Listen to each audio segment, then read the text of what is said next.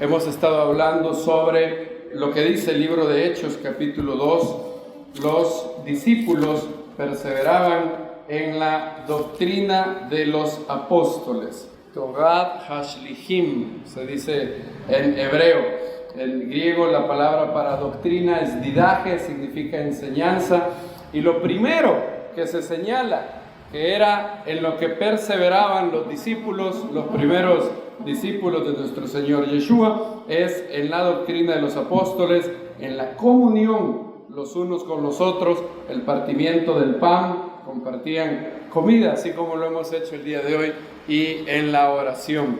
Y como vimos, doctrina de los apóstoles es aquella enseñanza que vemos en el libro de los Hechos, las cosas fundamentales, las cosas que se han descrito como la fe dada una vez a los santos. Si van conmigo al libro a la carta de Judas, está casi al final de sus Biblias, Judas versículo 3, de hecho solo tiene un capítulo, Judas 3, dice: amados, poniendo toda diligencia en escribiros acerca de nuestra común salvación, tuve necesidad de escribiros, exhortándoos que contendáis ardientemente por la fe dada una vez a los santos. La fe dada una vez a los santos es el conjunto de enseñanza, el cuerpo de enseñanza que los apóstoles transmitieron a los discípulos del primer siglo. Y hemos estado viendo los fundamentos de la fe. Vimos cómo la Biblia nos enseña sobre los atributos del Eterno, cómo es el Eterno. Vimos sobre Yeshua, el Mesías. Hemos visto también cosas como el plural de majestad y otras cosas que son muy importantes. En la ocasión pasada vimos lo que la Biblia llama la buena nueva de salvación o el evangelio. La palabra evangelio significa buenas nuevas, buenas noticias. Eso significa la palabra evangelio en griego. También en hebreo, besogá, significa buenas noticias. Las buenas noticias es que Dios ha irrumpido en la historia de la humanidad, eligiendo al pueblo de Israel para ser luz de las naciones.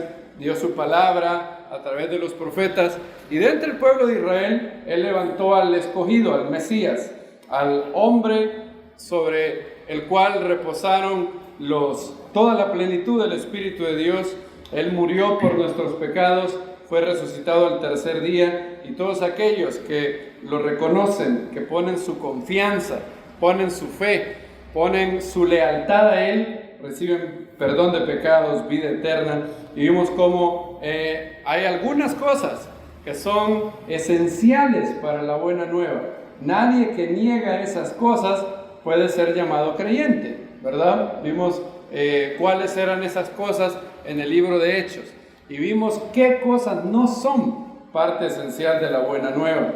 Y vimos cómo la Biblia habla de la justificación por fe. La Biblia una y otra vez habla que el Eterno le da arrepentimiento, perdón de pecados a todo aquel que pone su confianza, que pone su fe, su seguridad en el Eterno, y pone de todo corazón su confianza en el sacrificio de Yeshua. Vemos también que la palabra para fe, emuná, en hebreo, puede significar fidelidad. También la palabra pistis, en griego, quiere decir lealtad muchas veces. Entonces, tener mi fe en el Eterno es más que creer que Él existe. Los demonios creen que hay un Dios y tiemblan, pero eso no es una fe que va a salvarlos. La fe que salva es la que es una lealtad a Dios. Profesamos lealtad a Dios, venimos y nos arrepentimos de todos nuestros pecados, morimos al pecado, al mundo, a todas las cosas de la vieja vida que son malas, que son egoístas. El Eterno no tiene ningún problema con las cosas buenas de esta vida. Él las creó, de hecho. Ningún demonio ha creado ningún placer nunca. Todos los placeres que hay en esta vida fueron creados por Dios. Lo que hacen las fuerzas de las tinieblas es tomar la buena creación de Dios, pervertirla, corromperla y hacer que los hombres se aparten de Dios y pongan a los placeres como su Dios. Por eso la Biblia dice hombres cuyo Dios es el vientre, hombres que viven para los placeres. De hecho, los dioses paganos, cada uno de los dioses paganos, los dioses que adoraban las naciones que no tenían a Dios, representaban uno de los placeres. Baal era el dinero, las posesiones económicas. Astarte, Astarot era la diosa del sexo.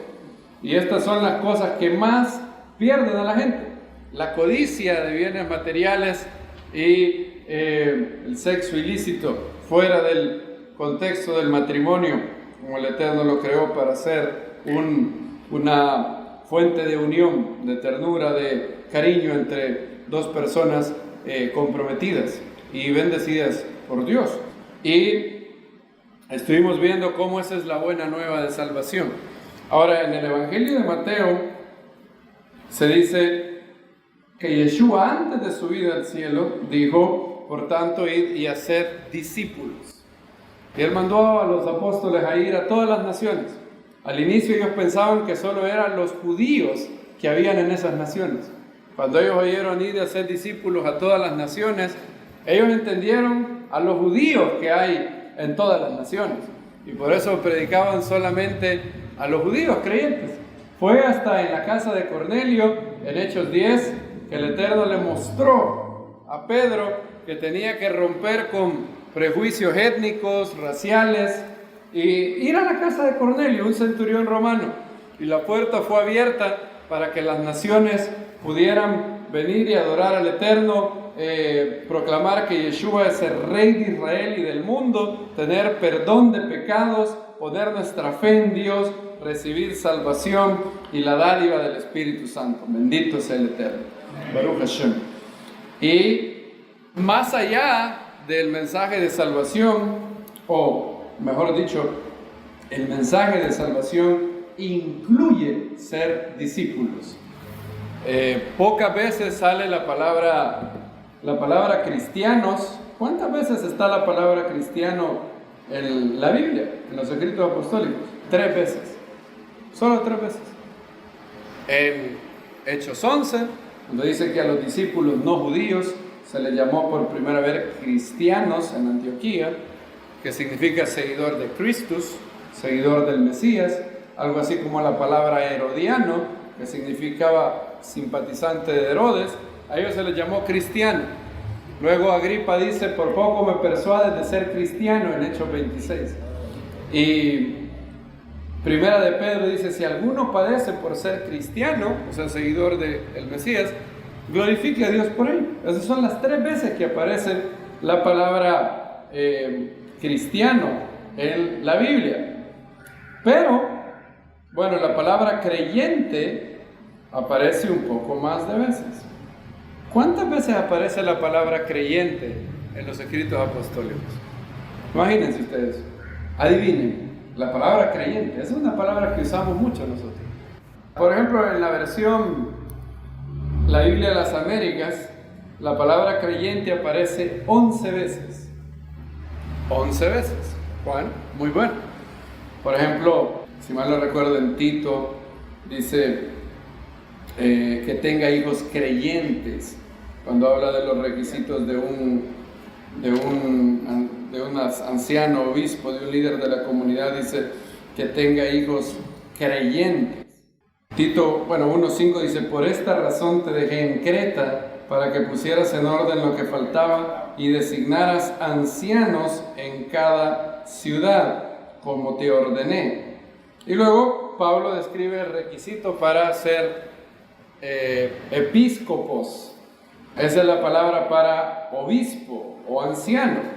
Y en el siglo I, obispo no era lo que hoy significa obispo. Hoy obispo es el jefe de varios curas, de una región. Episcopos, la palabra significa anciano, supervisor, el líder de la comunidad. Y no había solo uno.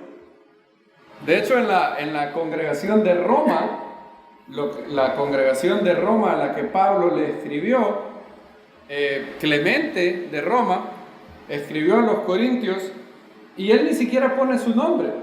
Él dice los obispos o los ancianos de la congregación de Roma. Había más de uno. Y dice: el que sea irreprensible marido de una sola mujer, que tenga hijos creyentes. Muy bien, que no estén acusados de libertinaje o rebeldía. Claro, hijos que, obviamente aquí se refiere a hijos que estaban en su casa, que dependían de él, ¿verdad? No está hablando aquí de hijos que tenían 40 años y que se habían casado. ¿Cómo va a ser responsable alguien de lo que haga su hijo después de ya no estar bajo la potestad de su casa? Está hablando de los hijos pequeños cuando están en casa. Ahora, ¿cuántas veces aparece la palabra cristiano? 3 veces, en toda la Biblia. Creyentes en los escritos apostólicos, 11 veces. ¿Cuántas veces aparece la palabra discípulos en los escritos apostólicos?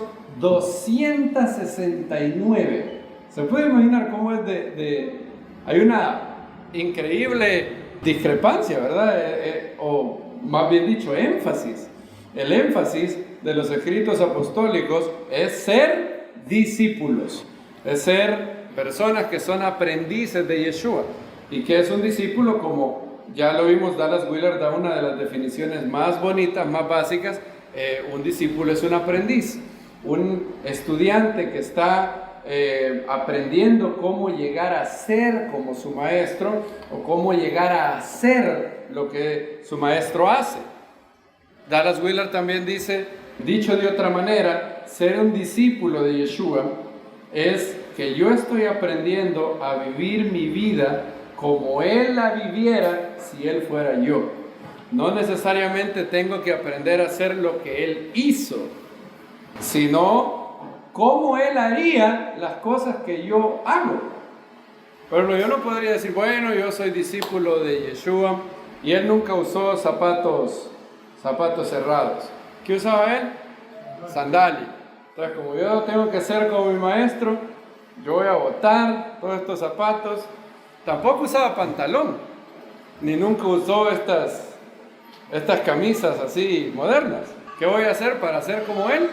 Me voy a comprar un traje antiguo. Voy a venir, en lugar de cincho, voy a traer un cinto de los antiguos. Y ya no voy a venir a la congregación en carro, voy a venir en burro. Voy a comprar un burro, como dice el hermano, el bullo. Voy a comprar el burro y voy a venir. Porque Él no anduvo en carro, ¿verdad? Tampoco Él nunca comió pizza. Ya no comemos pizza porque en Europa no habían tomates. Los tomates son originarios de América. Recién América les dio tomates a los europeos cuando fue el descubrimiento de América. Entonces los apóstoles nunca comieron salsa de tomate. ¿Y debo dejar de comer eso para hacer como? No, ¿verdad? Tengo que vender el carro y tengo que aprender a andar en burro porque Él anduvo así. Es más, Él de hecho era carpintero. Estamos llamados todos nosotros a dejar nuestro oficio y agarrar el serrucho y la madera, a vivir nuestra vida en montones de aserrín. No, ¿verdad? Él fue carpintero, tuvo esa ocupación con su padre en Nazaret, pero ser discípulo de Él no es hacer necesariamente lo que Él hizo. Claro, hay cosas que Él hizo que yo sí tengo que hacer, ¿verdad? Él se congregaba. Él iba a la congregación de los hijos de Israel. Él todos los Shabbat, que dice el Evangelio de Lucas capítulo 4, dice que Él, como era su costumbre, ¿qué hacía Yeshua cada Shabbat? Iba a la sinagoga, ¿en qué día? En el Shabbat. Dice Lucas 4:16. Hubo un pastor evangélico que se topó con este verso y tuvo una crisis, porque él decía, yo no estoy haciendo lo que hacía mi maestro. Él guardaba el Shabbat, no el domingo. Dice, y fue a Nazaret donde había sido criado, y en el día del Shabbat entró en la sinagoga conforme a su costumbre y se levantó a leer. ¿Cuál era su costumbre? ¿Qué hacía él cada vez que llegaba el día de Shabbat? Iba a la sinagoga de Nazaret, se congregaba. Lo cual es increíble. Si él que nunca pecó necesitaba o tenía el deber de congregarse, ¿cuánto más nosotros? Hay cosas que el Eterno solo puede cultivar en nuestra alma congregándonos, no hay otra manera. Piénsenlo, todos los frutos del Espíritu, todos, para que el alma se ejercite en esos frutos del Espíritu, necesita estar con otros. Amor. ¿Cómo? Bueno, yo me puedo amar yo solito en mi casa. Bueno, eso está bien, pero amor solamente a ti es egoísmo. Gozo, paz, paciencia.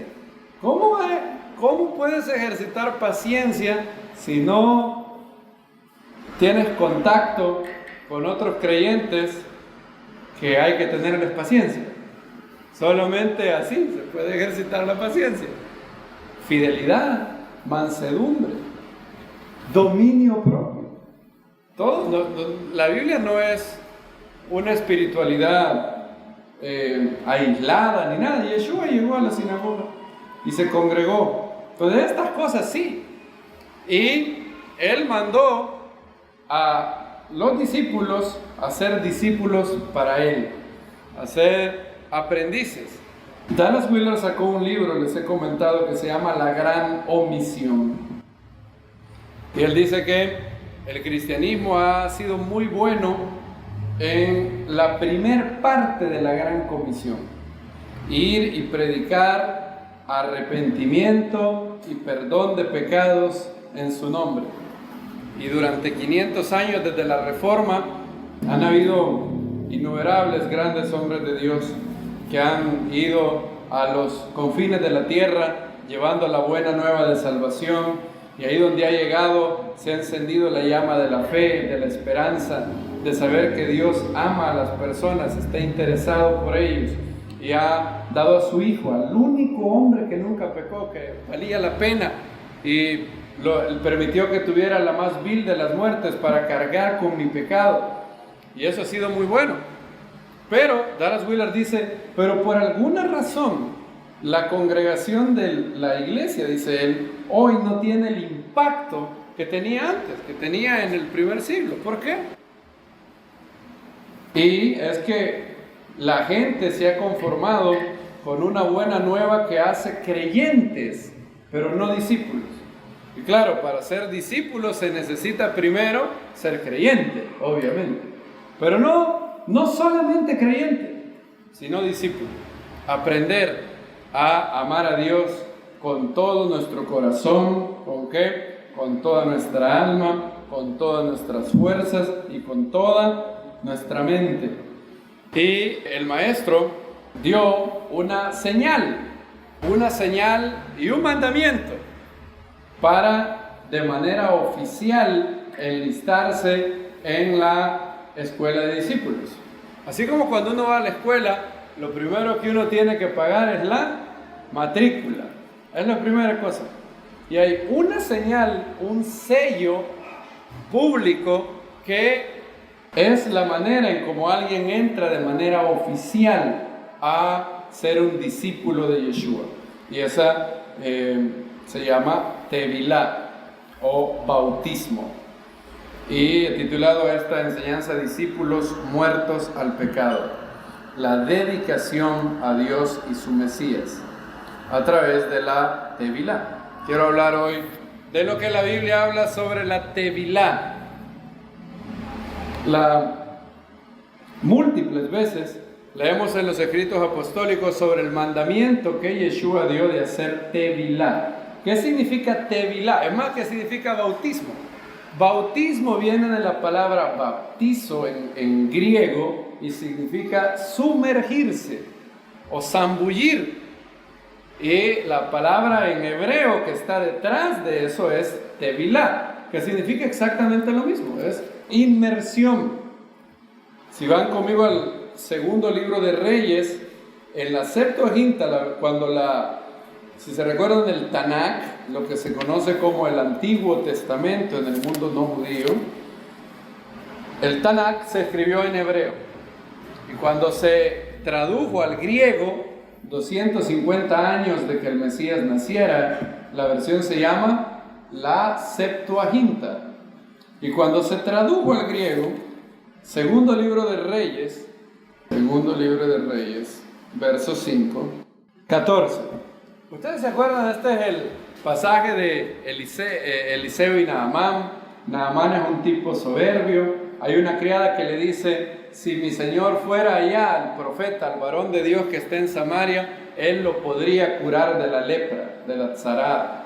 Y él fue, y él se imaginaba que Eliseo iba a ser algo así como una suerte de Benny Hinn o de algún charlatán de esos de los canales donde piden dinero, y él pensaba que Eliseo iba a venir, a salir, iba a ser un gran espectáculo.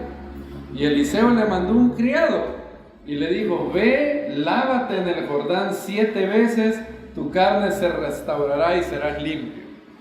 Y entonces Naamán se fue bien enojado y dijo: ¿quién se ha creído? Yo pensé que él iba a venir, iba a ser, no sé.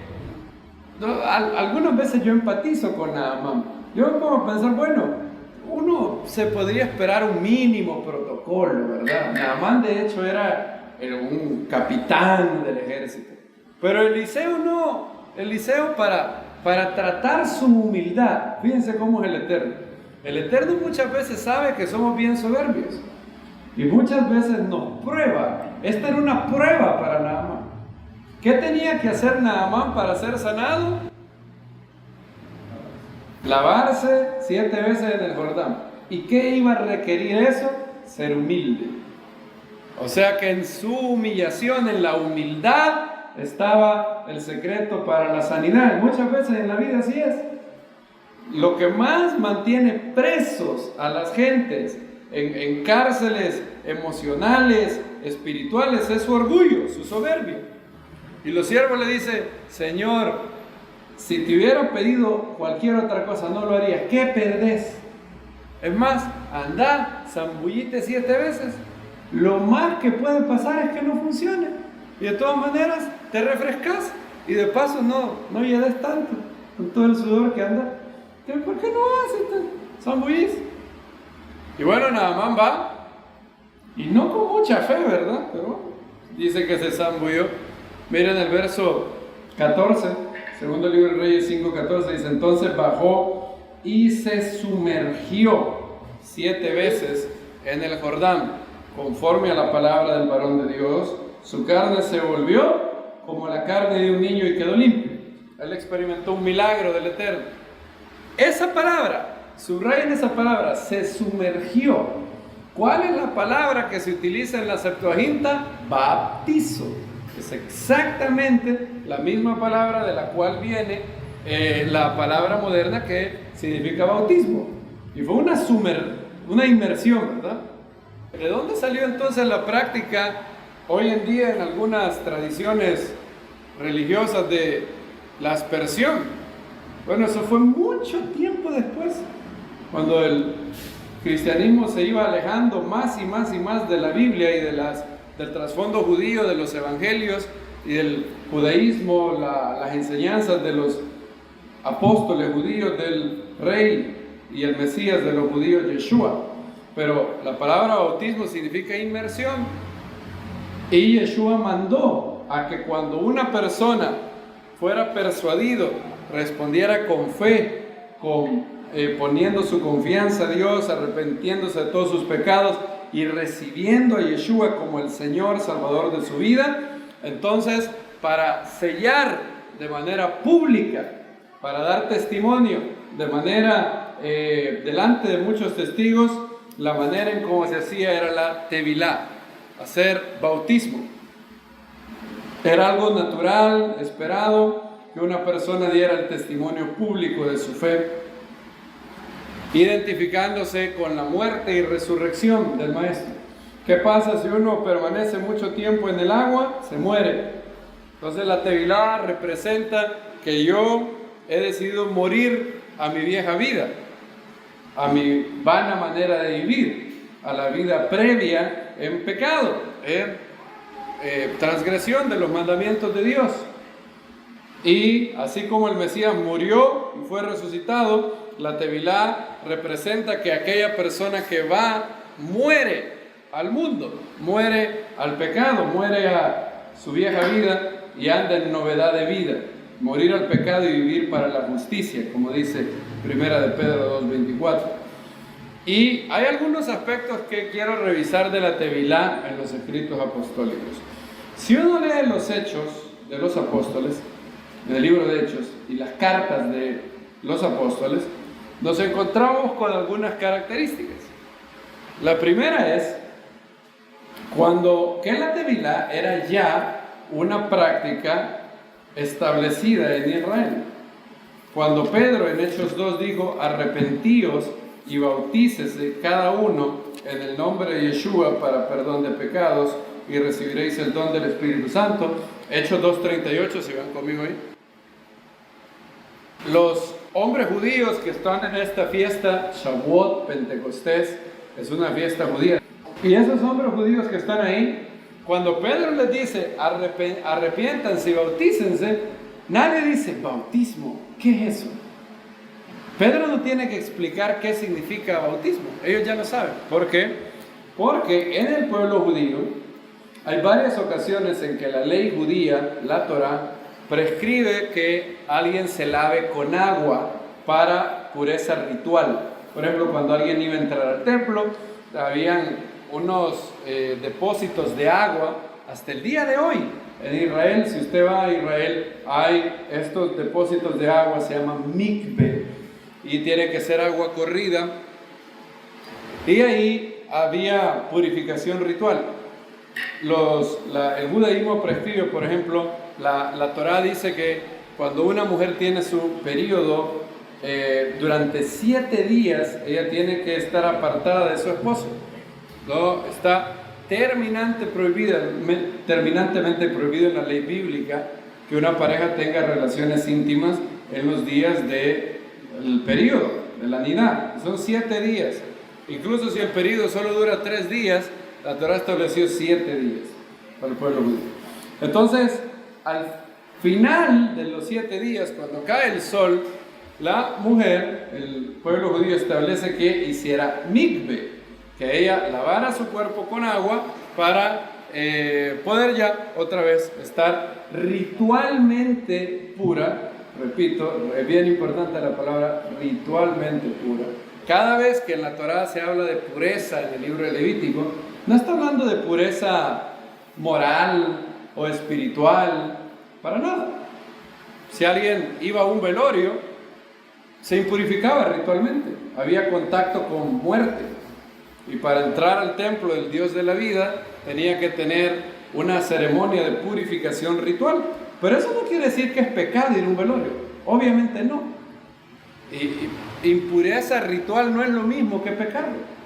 Si alguien tocaba a un leproso, se impurificaba ritualmente, tenía que hacer tevilá y para ir al templo después. Pero no era pecado hacerlo literalmente.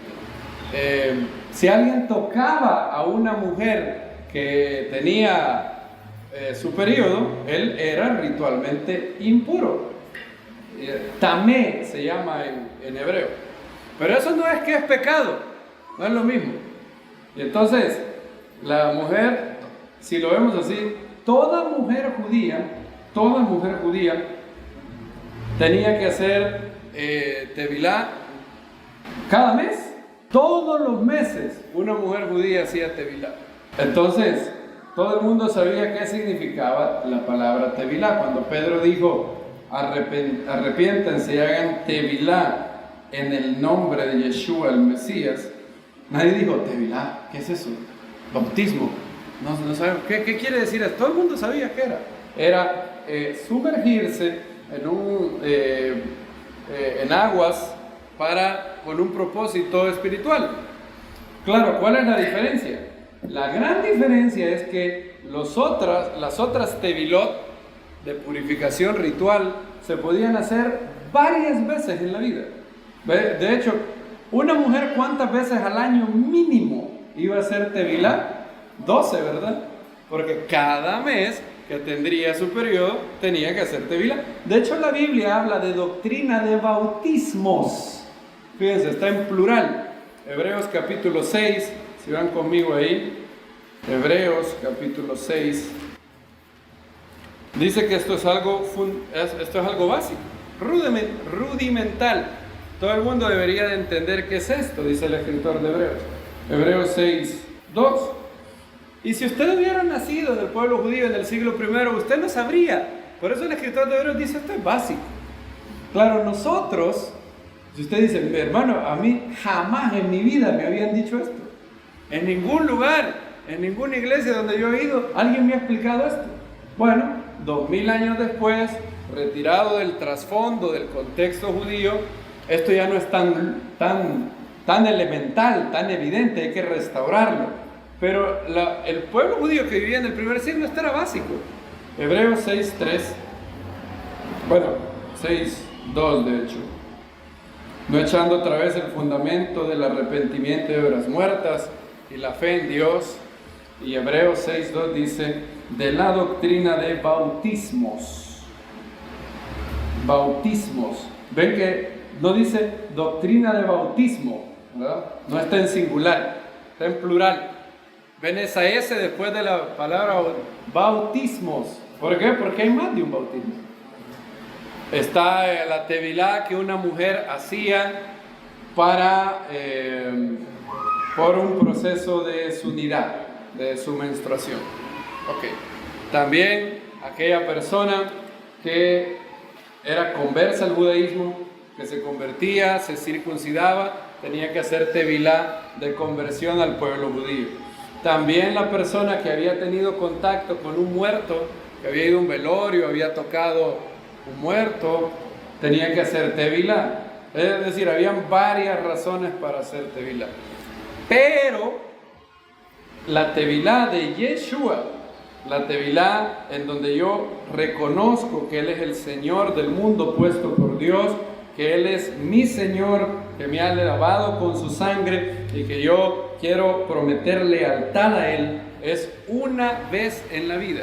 Es algo que se hace una sola vez. Esa es la distinción. Entonces, doctrina de bautismos es la enseñanza de la diferencia de todas estas tevilot. ¿Sí? ¿Sí estamos aprendiendo? Muy bien.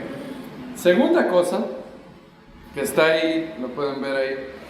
El rito de la tevilá ahora tendría un nuevo significado. Todas las otras tevilot, que es el plural de tevilá, tevilot, todos los otros bautismos, el objetivo era pureza ritual. Todo era para entrar al templo, para recuperar la pureza ceremonial, poder estar delante del Eterno, poder acceder al atrio del templo. Pero la tevilá en Yeshua no era por pureza ritual, sino era una manera de identificarse con su muerte y resurrección. Vamos a Romanos capítulo 6. Hay algunos pasajes en los escritos apostólicos que todos los que ya tienen años en la fe tienen que saber casi de memoria. Para la tevilá, el capítulo por excelencia es Romanos 6. Ahí Pablo describe en 4 versículos qué es la tevilá, qué es el bautismo. Pablo dice, él empieza con una pregunta que él anticipa. Él acaba de establecer que la salvación es por la gracia de Dios, accedo a ella por medio de la fe. Y Pablo se imagina que le van a hacer la pregunta que mucha gente hace cuando oye este mensaje. O sea que eso quiere decir que una persona puede vivir haciendo lo que le dé la gana de ahí en adelante. Pablo dice, ¿qué pues diremos? ¿Permanezcamos en pecar para que la gracia abunde? Y Pablo dice, de ninguna manera. Perezca tal pensamiento, dice en griego, mei genoito. Así dice en griego, perezca tal pensamiento. Y dice, porque los que hemos muerto al pecado, ¿cómo viviremos aún en él? Pablo no entiende eso. Esa pregunta Pablo la ve absurda. Dice, si él predica que si alguien se arrepiente de todo corazón, le entrega su vida a Dios, recibe a Yeshua como el Salvador de su vida, que alguien le pregunte a Pablo, o sea que después la gente puede vivir como le dé la gana. Pablo dice, pero ¿cómo? ¿De qué estás hablando? Si para alguien ser salvo, la condición es que se arrepienta de todo corazón, que esté dispuesto a morir al pecado, que esté dispuesto a abandonar la vida de pecado, que esté dispuesto a decirle a Dios, Dios, sé propicio a mi pecador, yo no quiero pecar nunca más. ¿Cómo alguien que ha jurado y ha tenido la disposición de apartarse totalmente del pecado y ahora es sellado por medio del Espíritu de Dios, cómo alguien que ha muerto al pecado va a vivir en él? Para Pablo eso es absurdo, no se puede. Si alguien ha muerto al pecado, no querrá pecar. ¿Cuántas ganas tiene de comer sorbete alguien que está muerto? Nada, cero, no tiene nada. Si usted va a alguna funeraria y entrevista al difunto, ¿tiene ganas? ¿Se le antoja un poquito de sorbete? No lo hagan, obviamente, un ejemplo tonto. Pero sirve para... Él está muerto al sorbete. Él ha muerto al sorbete. Él ha muerto a este mundo. Está desconectado. No tiene deseo de sorbete. Entonces aquella persona que se ha arrepentido de todo su corazón, el Espíritu Santo hace una obra de regenerar su vida y él ha muerto al pecado. Él no tiene ganas de pecar. Si alguien, o bueno, por lo menos no tiene ganas de tener ganas de pecar. Si no ha llegado al nivel de no tener ganas de pecar, por lo menos desea no desear pecar. Eso es lo mínimo. Una persona que ha nacido de nuevo y ha llegado a la madurez en Yeshua, desearía no pecar nunca, nunca en su vida. Él sería el hombre más feliz del mundo. Yo sería el hombre más feliz del mundo si no pecara nunca. Cada vez que un creyente cae en pecado, para él es algo feo, horrible. Regresa como el hijo pródigo, con la mirada, como decía el chavo, vuelve el creyente arrepentido, con la boca partida. Bueno, yo lo estoy ya parafraseando, con el rabo entre las piernas, decía el chavo.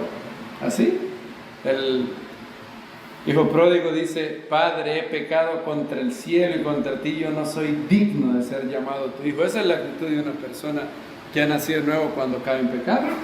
No de justificarse, no de decir, bueno, pero...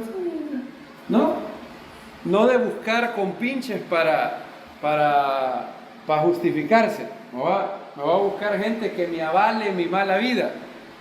Y así como ellos son el mero diablo, me hacen creer que todo está bien.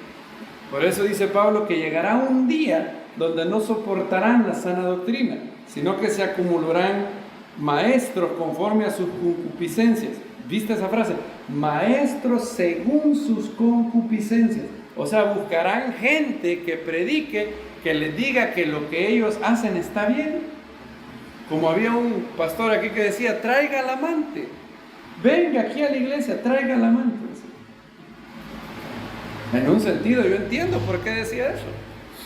Si lo decía en el aspecto de, venga Dios tal cual esté, muy bien. Pero como lo he dicho, Dios te ama tal como eres, pero te ama tanto que no te dejará como eres. Va a cambiarte. Y de ahí tienes que tener el deseo de cambiar. Y luego Pablo dice, Romanos 6:3 dice, ¿no sabéis? Y esta es una pregunta retórica. O sea, Pablo sabe que lo que está diciendo es lógico, ¿verdad?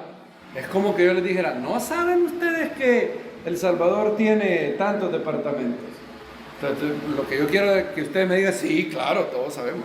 Pablo dice, ¿no sabéis que todos los que fuimos bautizados en Yeshua el Mesías, fuimos bautizados en su muerte? O sea, que la Tevila en Yeshua tiene un significado que no tenía antes en los otros bautismos, en los otros Tevilot judíos. Nadie venía y me voy a bautizar identificándome con la muerte de Shammai o de Rabino Hillel. Nadie hacía eso. En el caso de Yeshua somos bautizados en su muerte. Yeshua murió y así como Yeshua murió, yo muero al mundo, a los rudimentos del mundo, al pecado, a la injusticia. Quiero dejar atrás eso. Pablo dice, por tanto, fuimos sepultados juntamente con Él para muerte por el bautismo. Eso simboliza. Cuando yo desciendo a las aguas, simboliza que mi viejo hombre, mi vieja vida está siendo sepultada. Así como el profeta Miqueas dice que sepultará sus pecados, para que así como el Mesías fue resucitado entre los muertos por la gloria del Padre, así también nosotros andemos en novedad de vida. Bien bonita esa frase, novedad de vida, en vida nueva. En otras palabras, miren el verso 6, sabiendo esto, que nuestro viejo hombre fue crucificado juntamente con Él, a fin de que el cuerpo del pecado fuera desactivado para no servir más al pecado. Nuestro Yetzer Hará, nuestra disposición al mal, recibió un duro golpe. El día que uno nace de nuevo, hay un duro golpe que nuestra mala inclinación sufre. Y de manera legal, espiritual, escatológica, nuestro viejo hombre está muerto. Usted dirá, pero yo a veces lo veo bien vivo ese viejo hombre. Sí, no ha terminado aún. No ha terminado aún. Sí, recibió un duro golpe. Es algo así como el faraón. Primer día de Pesach, el faraón recibe un duro golpe. Se muere su primogénito. Y el golpe es tan duro que el faraón dice, váyanse, los deja libres. Pero el faraón todavía sigue vivo. El faraón todavía, de hecho, después del duro golpe, a los días, viene y dice, espérame, pero ¿cómo es que dejamos ir a Israel? Y luego dice que empieza a perseguirlos. Y es según el pueblo judío, por eso tenemos 7 días de fiesta de panes sin levadura. El primer día es el mismo día que el pueblo salió de Egipto, ¿verdad? ¿Qué simboliza el último día de panes sin levadura? Significa el cruce del mar y que el faraón fue totalmente, ahora sí, totalmente destruido. Un día vendrá en el mundo venidero, en la resurrección, cuando usted y yo no pecaremos nunca más. El pecado nos parecerá la cosa más estúpida del mundo en la resurrección. No pecaremos más. Hay un debate muy interesante entre los teólogos de si vamos a tener libre albedrío en el cielo, en el mundo venidero. Algunos dicen no, el Eterno quitará, el Eterno en la resurrección, nuestro cuerpo glorificado será un cuerpo perfecto y ya no tendremos libre albedrío. Es en esta etapa que todavía podemos decidir pecar. En el mundo venidero no pecaremos, porque ya no tendremos libre albedrío para rebelarnos. Esa es una respuesta. Hay otros que no. Por ejemplo, Clay Jones y J.P. Moreland dicen que sí. Nosotros vamos a tener libre albedrío en el mundo venidero, dicen ellos.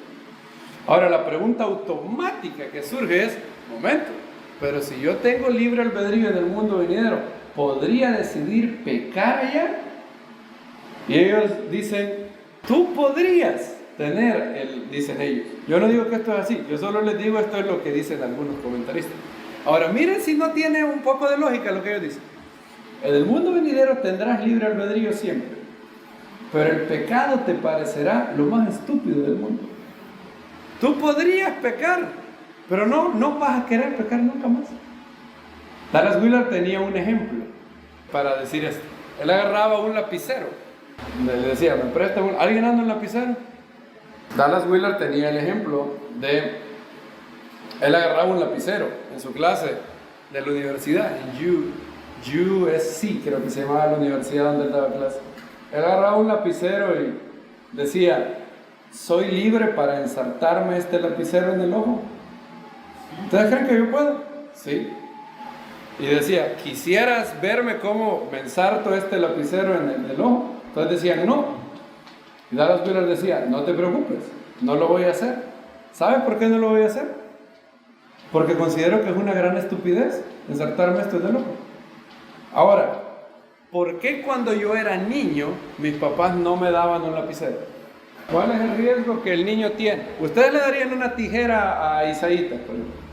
¿Por qué no le damos un cuchillo a un niño? Porque él sí, hay riesgo que él sí se lo ensarte, ¿verdad? J.P. Morgan tenía otro ejemplo. Él decía que cuando era niño le gustaba jugar con tierra y con lodo. Y le gustaba, y no solamente jugaba con lodo, sino que también se restregaba el popó del perro. Dice que él de niño se embadurnaba de todo eso. Y él dice, hoy, dice él, yo soy libre de ir a agarrar lodo y también ponerme un popó del perro en la cara. ¿Por qué no lo hago? Porque yo ya dejé de ser niño, yo no tengo la más mínima de eso. Entonces, según ellos, en el mundo venidero, tendremos un entendimiento, nuestro cuerpo resucitado tendrá un entendimiento tan grande de que el mal es lo más estúpido que hay, lo más absurdo. Ahora, hay que recordar que también la Biblia dice, Clay Jones dice algo muy interesante.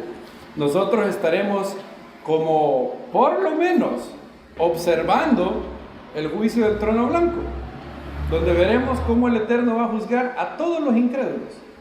Ahora él dice, yo te invito a que hagas la cuenta de cuánto podrá durar ese juicio.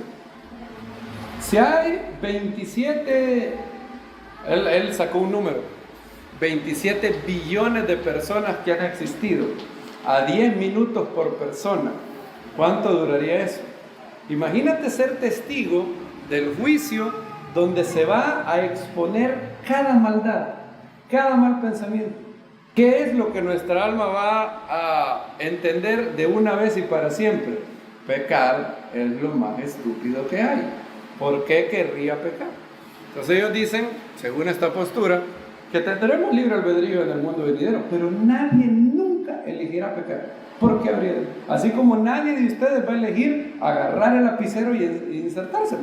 Porque para ustedes sería lo más estúpido. Ahora, ¿son libres? ¿Podría yo hacerlo? Claro que podría hacerlo. ¿Lo voy a hacer? No, dicen ellos. Pero eso será en el mundo venidero. El que empezó en vosotros la buena obra la irá perfeccionando hasta el día de Yeshua. Entonces la Tevilá en Yeshua es un símbolo, es un sello del nuevo nacimiento. De que así como Yeshua murió, fue sepultado y resucitó, así también yo muero a mis ganas de pecar, decido, cuando decimos morir al pecado, significa tener la férrea disposición de abandonar, de no desear pecado. Bien, la Tevilá representa la decisión del nuevo discípulo de morir al pecado. Miren otro verso que habla de eso, Primera de Pedro 2:24, no es solamente Pablo, también Pedro menciona eso. Este es un verso que estuvimos memorizando. Primera de Pedro 2:24, él mismo llevó en nuestros pecados en su propio cuerpo sobre el madero. ¿Para qué?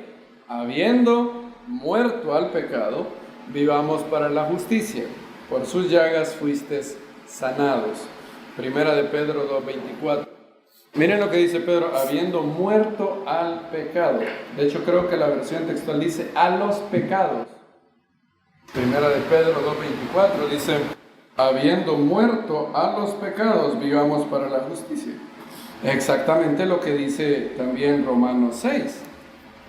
Miren otra vez Romanos 6. Más adelante Pablo casi tiene lo mismo que Pedro dice.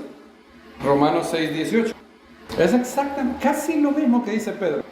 Pablo dice, habiendo sido librados del pecado, fuisteis hechos siervos de la justicia. Habiendo muerto, para que nosotros, dice Pedro, habiendo muerto el pecado, vivamos para la justicia. La gracia de Dios se ha revelado, dice Tito 2:11, enseñándole a todos los hombres ¿qué es lo que le enseña la gracia de Dios a todos los hombres?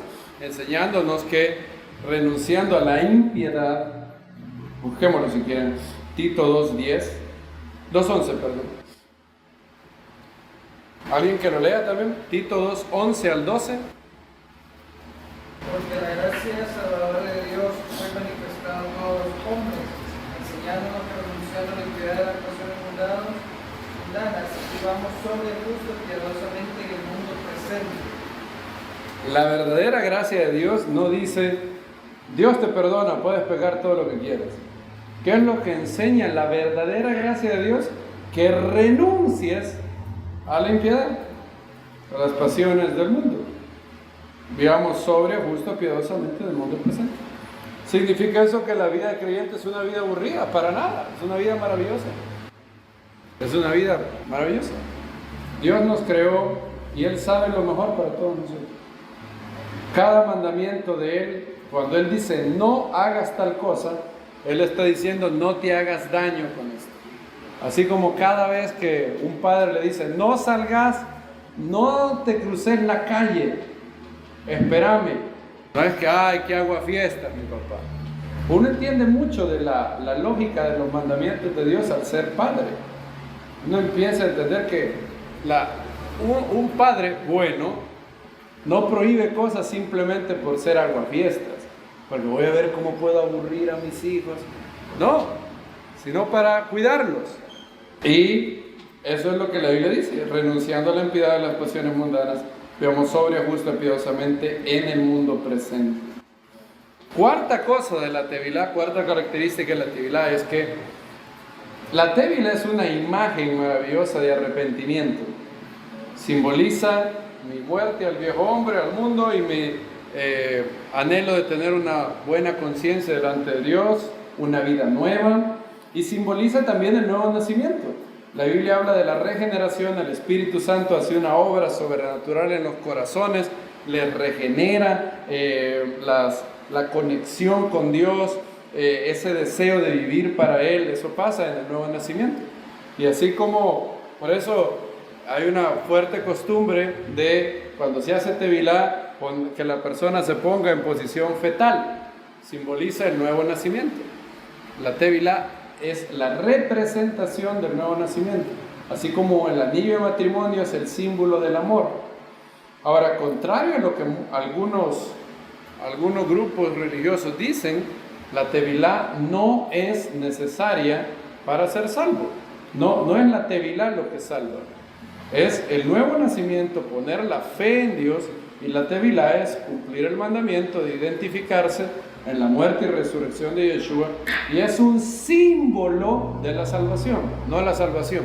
Así como el anillo de bodas es el símbolo del amor que une a esa pareja, no el amor. Uno puede perder el anillo de bodas y no perder el amor. Y como es una imagen maravillosa, así como el anillo de bodas es imagen del amor, y tiene que ver con el arrepentimiento, con creer.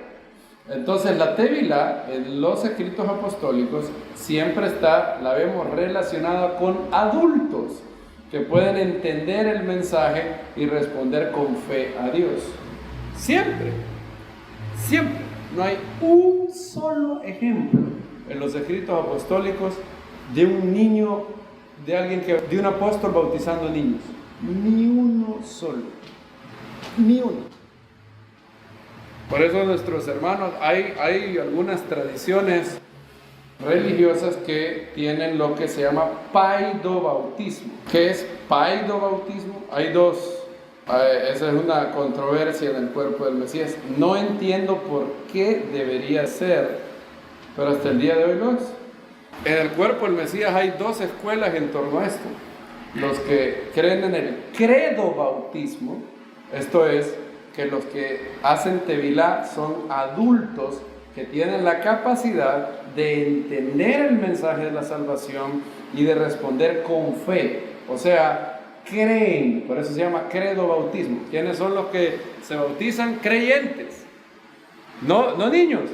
Un bebé no puede entender el mensaje de salvación. Ahora, los que creen en el paidobautismo, paido es la palabra para niño en griego. Paidobautismo es los que bautizan niños. Los católicos romanos, pero no solamente ellos, también los luteranos, los presbiterianos también. De hecho, la mayoría de los reformadores eran paidobautistas. Martín Lutero creía con todo su corazón que había que bautizar a los niños. La idea de volver al libro de los Hechos, donde la tevilá era únicamente a personas adultas creyentes, fue algo que surgió años después de Martín Lutero. De hecho se llamaban anabautistas. Y ellos decían, el bautismo de niños no es válido, es un chapuzón, tan válido como una guacalada de agua. Y tenían razón, porque cada vez que en la Biblia se habla de la tevilá, cada vez son adultos. Miren por ejemplo Hechos capítulo 10, 47. Hechos 10, 47. Pedro dice, ¿alguien que lo lea por favor? Entonces respondió Pedro: ¿puede de acuerdo alguno impedir el agua para que no sean bautizados estos que han recibido el Espíritu de Santidad también como nosotros? Gracias. Este pasaje de Cornelio es poderoso porque prueba dos cosas. En primer lugar, el Espíritu del Eterno descendió sobre Cornelio y los que estaban con él cuando ellos pusieron su fe. En el momento que Pedro dijo, en el verso 43, miren, de este dan testimonio todos los profetas. Todo el que cree en él recibe el perdón de pecados por medio de su nombre. Aún estaba hablando Pedro estas palabras cuando el Espíritu Santo cayó sobre todos los que oían la palabra. Oiga, ¿sobre quiénes cayó el Espíritu? Sobre los que oían. Obviamente aquí está excluyendo niños, bebés, obvio, ¿verdad? Porque ellos no estaban escuchando la palabra y poniendo atención. Fueron sobre los que oían la palabra. Y dice Pedro, ¿puede alguno impedir el agua para que no sean bautizados estos que también han recibido el Espíritu Santo con nosotros? Y eso también prueba que la tevilá no es la que salva. Cornelio y los que estaban con él recibieron la dádiva del Espíritu Santo antes de hacer tevilá. Dice, mandó que fueran bautizados en el nombre de Yeshua. Miren Hechos 11, un poquito más adelante, 11, 12. Estos versos, usted me dirá, hermano, pero ¿y qué? ¿Y estos que creen que hay bautizar niños? ¿Y en qué se basan ellos? Bueno, en primer lugar, eso llegó a ser una práctica tardía. Fue después de Agustín, de hecho. Fue 400 años después de los apóstoles. Y el game changer, el padre de la iglesia que lo cambió todo, fue Agustín. Él llegó a decir que el bautismo era el antídoto del pecado original. Entonces, si el niño viene con pecado original, el bautismo es como el antídoto. Y entonces hay que bautizar a esa criatura rápido para quitarle el pecado original. Noten que él llegó a entender el bautismo como algo totalmente distinto a lo que dicen los escritos apostólicos. No hay un solo verso en los escritos apostólicos que habla del bautismo siendo el antídoto contra el pecado original.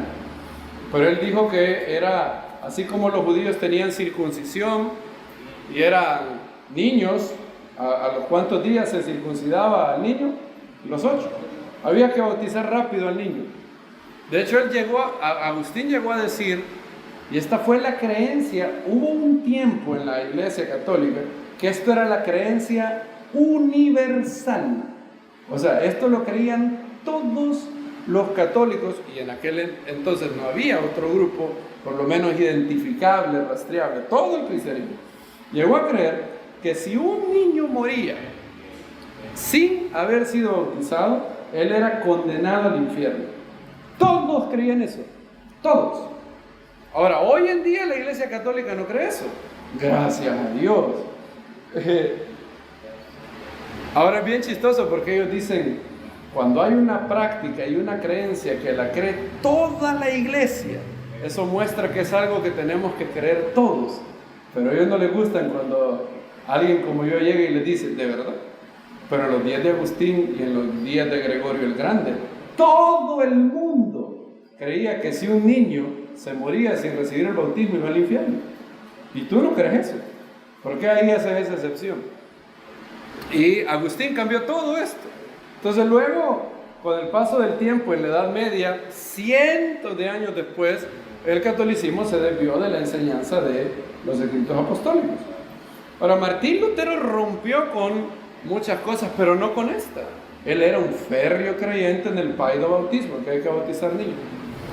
Ahora, ¿qué versos bíblicos ellos ocupan como base? Ocupan los versos donde hay bautismos de la casa de alguien. ¿Escucharon? La casa de alguien. Bueno.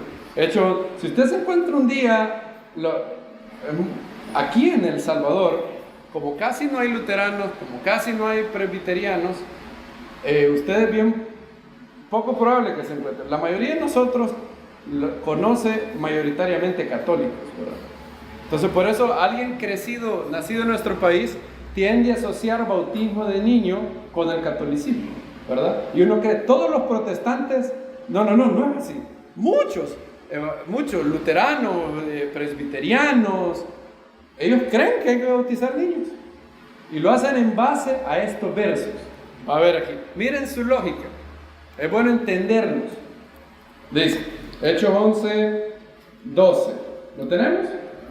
Dice, el Espíritu me ordenó con ellos sin dudar, y estos 6 hermanos fueron también conmigo. Entramos en la casa del varón, y él nos informó, como había visto a un ángel puesto en pie en su casa, que le decía, envía a Jope y haz venir a Simón, al que llaman Pedro, quien te hablará palabras por las cuales serás salvo tú y toda tu casa.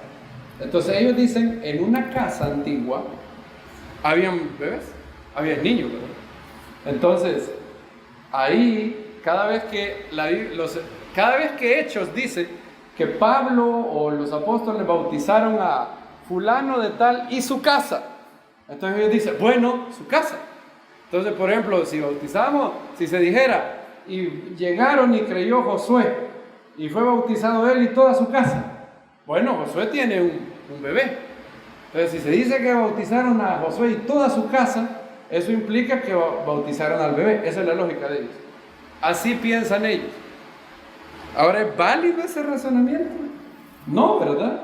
Porque claramente aquí la Biblia especifica a quienes se refiere con su casa. Por ejemplo, si seguimos leyendo, dice, al comenzar yo a hablar, cayó también sobre ellos el Espíritu Santo, como sobre nosotros en un principio. ¿Y sobre quién fue que cayó el Espíritu Santo? Dice Hechos 10, sobre los que oían la palabra. Se asombraron de que también los gentiles había sido derramado el don del Espíritu Santo. ¿Qué decía Hechos 10:44? Aún estaba hablando Pedro estas palabras cuando el Espíritu cayó sobre todos los que oían la palabra. No sabemos si habían bebés, pero obviamente si habían, ellos están excluidos, porque la Biblia dice claramente, el Espíritu Santo cayó sobre los que oían la palabra. Pero hay otro caso, dicen los que creen en el paido bautismo, el carcelero de Filipos. Ahí está, ese está claro. Vamos a ver el carcelero de Filipos. Hechos 16.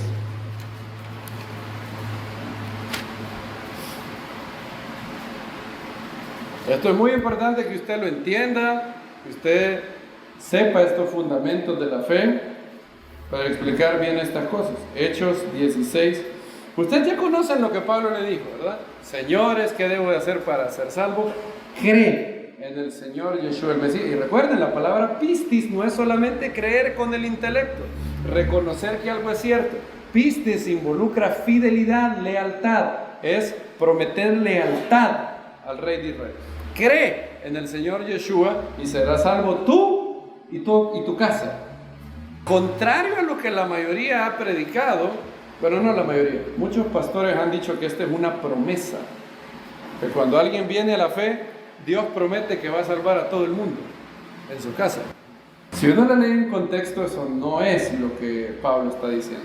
Lo que Pablo está diciendo es que si crees en el Señor Yeshua, hay salvación para ti y toda tu casa. Si creen, obviamente. Si usted sigue leyendo, va a ver lo que dice ahí. Dice el verso 30, miren lo que ocupan ellos. El verso 33. Y tomándolos en aquella hora de la noche, les lavó las heridas y al instante fue bautizado, ¿qué? Él y todos los suyos. Ahí está. Una casa en el siglo I incluía también niños. Debe de haber incluido bebés. Y Pablo no bautizó solo al carcelero, sino que bautizó al carcelero y ¿qué? Todos los suyos. Ahora, hay un principio de interpretación que es que en un verso general es delimitado por uno específico. Hay versículos de la Biblia que luego aclaran a quién se está refiriendo. Si uno lee un versículo anterior, ellos son, no quiero decir que los luteranos y presbiterianos, pero los católicos utilizan con astucia las artimañas del error en esto. Ellos convenientemente se saltan un versículo. Vieron que yo me salté, ¿verdad? ¿Cuál es el verso que ellos se saltan? El 32 dice: y le hablaron la palabra del Señor con todos los que estaban en su casa. Tomándole en aquella hora de la noche, les lavó las heridas y al instante fue bautizado, él y todos los suyos. Y los hizo subir a la casa, les puso a la mesa. Y miren, y se regocijó grandemente con toda su casa de haber creído a Dios. Bueno, esto ya cambia. Verso 32 dice que Pablo le habló la palabra a los que estaban en su casa. Y fue a esos que les habló la palabra, o sea que tenían capacidad de entender, que luego bautizó. Y luego la casa del carcelero hizo una fiesta de que habían creído a Dios. Obviamente esto excluye a los bebés, porque no es que Pablo llegó y le habló la palabra del Señor al bebé, ¿verdad? No es que llegó y agarró a Isaías y le dice: ¿cómo está el niño precioso? ¿Usted cree que Yeshua murió por sus pecados? No, eso no pasó, obviamente. Y luego se especifica que la casa es la que había creído a Dios. Ellos ocupan otro verso, 1 Corintios, donde Pablo dice que bautizó a la casa, a toda la casa de un hermano. Y ahí no especifica. 1 Corintios 1:16. Alguien que lo lea, por favor. También bauticé a la familia de Estéfanas. Por lo demás, no sé si bauticé a alguno otro. Pablo dice que él bautizó a la familia de un hermano que se llama Estéfanas, ¿verdad?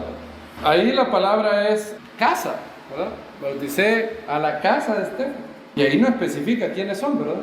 Entonces los que creen en el paido bautismo dicen: ahí está, bautizó a la familia de Estéfanas. En el mundo antiguo, cuando alguien venía, entraba el pacto, eso incluía a toda la familia, era un solo combo. Entonces, venían y bautizaron a los niños también. Ahora, ¿qué implica? Bueno, ya hemos visto otras veces, hay varias cosas que hay que tomar en cuenta. Número 1, cada vez que un apóstol da el mandamiento de bautizar, cada vez que eso pasa, va en el contexto de arrepentirse y creer.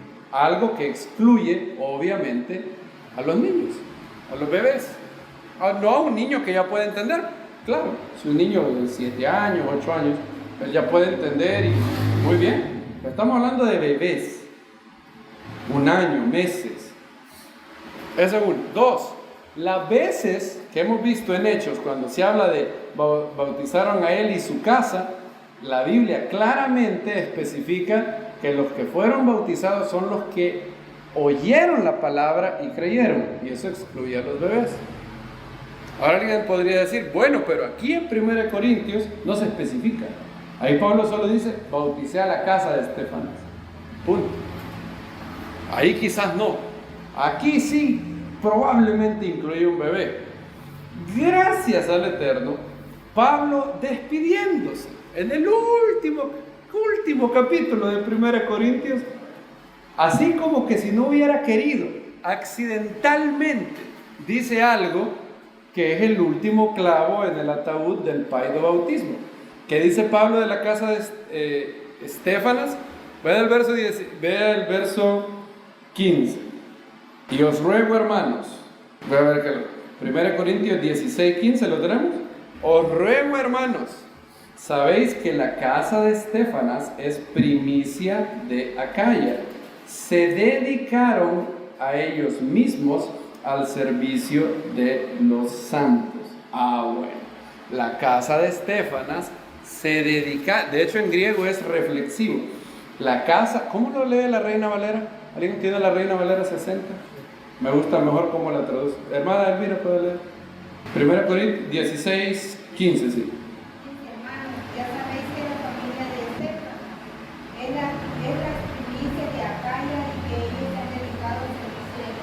Y que ellos se han dedicado al servicio de los santos. Si yo les dijera: la casa del hermano Josué se ha dedicado al servicio de los santos, yo no tengo que especificar, pero Isaías no, él no. ¿Tengo que hacer eso? No, ¿verdad? Porque es lógico. Es como, hay veces que Pablo manda saludos. Dice, o saluda la casa de no sé quién, dice. Pablo lo hace a cada rato. En las cartas dice, o saluda la casa de no sé quién. Imagínense que yo le fuera a escribir, imagínense que Josué fuera a darle un saludo a los hermanos de México. Le dice, maestro José Alberto, le saludo, toda mi casa lo saluda, toda mi casa le manda a decir Shalom, feliz fiesta de Shavuot. ¿Ustedes creen que José Alberto diría, de verdad Isaías ya puede hablar? Dice él también me saluda. No, ¿verdad? Porque se sobreentiende que cuando él dice, yo y mi casa le saludamos, se sobreentiende que está hablando de las personas que ya entienden. No, Pablo no tiene que decir, bauticé a toda la casa de ellos, menos los bebés, a esos no. O sea, es innecesario que él haga esa aclaración. Entonces, los hermanos que creen en el paido bautismo, tengo que decir que la base que ellos tienen es sumamente débil. Por eso yo no puedo en buena conciencia delante de Dios leer la Biblia y decir, sí, hay un precedente de bautismo de niños. Y esto es lo que ellos usan. Hay otros que usan unos versículos que no tienen nada que ver, nada. Hay hermanos que dicen, Yeshua dijo, dejad que los niños vengan a mí. Entonces por eso hay que bautizarlos. Bueno, no, ¿verdad? Eso no tiene nada que ver con el bautismo. En una ocasión, Spurgeon tenía una plática con un hermano que creía que había que bautizar niños. Iban a tener como un debate. Y en el debate, el hermano que apelaba a bautizar niños subió al estrado y dijo el Señor, dejad que los niños vengan a mí. Y esto nos enseña, hermanos, que hay que bautizar a los niños. Cuando fue el turno de Spurgeon para hablar, él subió y dijo, hubo un hombre en la tierra de Uz llamado Job, y aquel varón era perfecto, honrado, temeroso de Dios y apartado del mal. Y se sentó. Y el otro hermano le dijo, ¿pero qué has hecho? Ese verso no tiene nada que ver con el bautismo. Y Spurgeon le dijo, tampoco el verso que vos citaste tiene nada que ver con el bautismo. Cuando Yeshua dijo, dejad que los niños vengan a mí, es más, ni siquiera en ese momento estaba instituido la Tevilá, porque él todavía no había muerto y resucitado, no tiene nada que ver. Entonces, la Tevilá es algo que los que lo hacen tienen que tener la capacidad de entender, depositar su fe en Dios, recibir el sacrificio de Yeshua en su vida, depositar su fe en Él, arrepentirse. Todas esas son cosas que un bebé no puede hacer. Entonces, todo bautismo, una persona que haya sido bautizada siendo niño, eso no es un bautismo en el sentido bíblico. Ahora, la Tevilá, para cerrar ya, las últimas cosas que la Biblia habla de la Tevilá de conversión, la Tevilá es la entrada formal, pública de la escuela de discípulos del Maestro. Esta es la manera, y hay algo muy, muy importante. Muchas veces en la Biblia, y por ejemplo los padres de la iglesia, muchas veces, los primeros padres de la iglesia, los primeros 3 siglos, ellos relacionan mucho la Tevilá con el arrepentimiento y perdón de pecados. Pues cuando uno lo lee, es como que ellos creyeran que es la Tevilá, el rito mismo que da perdón. Pero lo que hay que recordar es que en los días de los apóstoles, cuando uno creía y depositaba su fe en Yeshua, el bautismo era casi automático. O sea, se lo voy a poner así, los apóstoles estarían así como con la boca abierta de ¿cómo? O sea, hay creyentes que son creyentes y llevan años sin bautizarse. ¿Por qué? ¿Por qué? ¿Por qué lo han retardado tanto? ¿Por qué si es el primer mandato que Yeshua dio, por qué se han tardado tanto? ¿Por qué? O sea, en estos días era algo rápido. No estoy hablando de en el momento, aunque algunos sí. Uno ve el carcelero de Filipos, Pablo le habla la palabra, en la misma noche está haciendo tevilá. Así era, o por lo menos si no era en el mismo día, eran días, semanas a lo sumo. ¿Por qué? Porque era la evidencia pública de la obediencia a la fe. Era la manera formal que alguien ya era parte. Alguien que no lo hacía no es parte pública, legal. Hay algo bien curioso en China. ¿Saben que la persecución a los hermanos, los hijos del diablo muchas veces entienden mejor las realidades espirituales que los hijos de Dios? Dijo Yeshua, los hijos de las tinieblas son más sagaces que los hijos de luz. El Partido Comunista Chino y los que persiguen a los creyentes, ellos pueden oír, pueden ver que tienen una Biblia, pueden ver que oras, pueden oírte hablar de Jesús. ¿Cuándo es que ellos empiezan la persecución? Si la persona se ha bautizado. O sea, para ellos, la señal que alguien hable en serio, que alguien está comprometido, que alguien está dedicado a la causa de la fe, es el bautismo. Antes de eso no. Fíjense qué curioso. Cuando yo oí eso dije, wow, ¿cómo ellos lo entienden tan bien? Eso es un testimonio de un creyente chino. Él se convirtió y él dice, la persecución no inició cuando yo empecé a oír enseñanzas. No inició cuando me compré una Biblia. Ahí solo me observaban. En el momento que me bauticé, ahí es donde dijeron, este ya oficialmente es creyente, y empezó la persecución contra él. Entonces, el mandato de Yeshua no hay que retardarlo tanto por regla general. Sexto y último, la tevilá de conversión es hecha una vez en la vida. Representa la lealtad profesada, prometida al Rey Mesías, y por eso se hace una sola vez en la vida. No hay ningún verso en los escritos apostólicos donde un apóstol diga, como alguien volvió a pecar, vuélvanlo a bautizar. No existe eso. He oído que algunos, como los adventistas, se bautizan a cada rato. O sea, como que ellos creyeran que literalmente el agua quita el pecado. No es así. No hay ningún ejemplo así en los escritos apostólicos. Por ejemplo, cuando Pablo vuelve a admitir a la persona que habían expulsado porque tenía de mujer a la esposa del papá, Pablo no dice admítanlo y vuélvanlo a bautizar, porque cada vez que alguien caiga en pecado hay que volverlo a bautizar. No hay eso. Ya este es el 17º bautismo que lleva el hermano. No es eso. Es una vez en la vida. Y es debido a que representa que de manera oficial, de manera pública, te comprometes a ser discípulo de Yeshua, a aprender de Él, a seguir sus enseñanzas, a vivir para establecer el reino de los cielos en la tierra y hacerlo de manera formal. Y hay una gran bendición en la tevilá.